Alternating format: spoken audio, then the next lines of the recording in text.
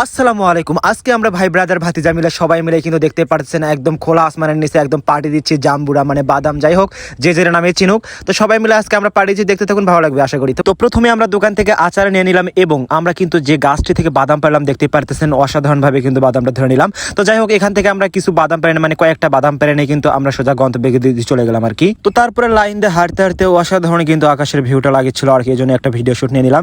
তো যাই হোক তারপরে আমরা সোজা একদম সামন দিকে যাচ্ছিলাম, যাইতে যাইতে যেহেতু আমরা কিছু নেইনি সাথে করে, মানে আমরা খাবারের জন্য সব কিছু নিয়েছি বাট যাতে খাবো সেটা কিছু নেইনি।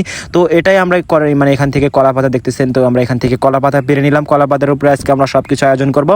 তো সাথে করে আমরা ঝাল লবণ যা লাগে সব কিছু নিয়ে আসছি, কিন্তু আমরা লবণটা ছাড়াতে যাচ্ছি, ওই জন্য ফির লবণটা নিয়ে আসলাম আমার বরাবর বাড়ি থেকে। তো যাই হোক তারপরে আমরা এখান থেকে একদম সোজা কিন্তু দেখতেই পাচ্ছেন সব কিছু কেটে কুটে একদম রেডি করে নিচ্ছি, মানে যে যেভাবে কেলাচ্ছে আর কি বাদাম সে সেভাবে কিন্তু রেডি করতেছে। তো যাই হোক তারপরে এগুলো আমরা আস্তে আস্তে কিন্তু মনে করেন সব কিছু রেডি হয়ে গেলে তো তারপরে আমরা উপর দিয়ে প্রথমে আমরা আচার দিয়ে দিলাম, যে আচারটি আমরা দোকান থেকে নিয়ে এসেছিলাম।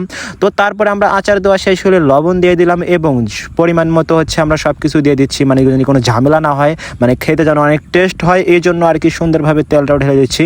তো যাই হোক তারপরে আমরা সুন্দরভাবে একদম ফ্রেশ করে হাত ধুয়ে আসা হলো। তারপরে ধোয়া আসার পর এবং এখানে কিন্তু সুন্দর করে বাদামটা মাখানো হচ্ছে এবং তারপরে কিন্তু আমরা খাওয়া শুরু করে দেব।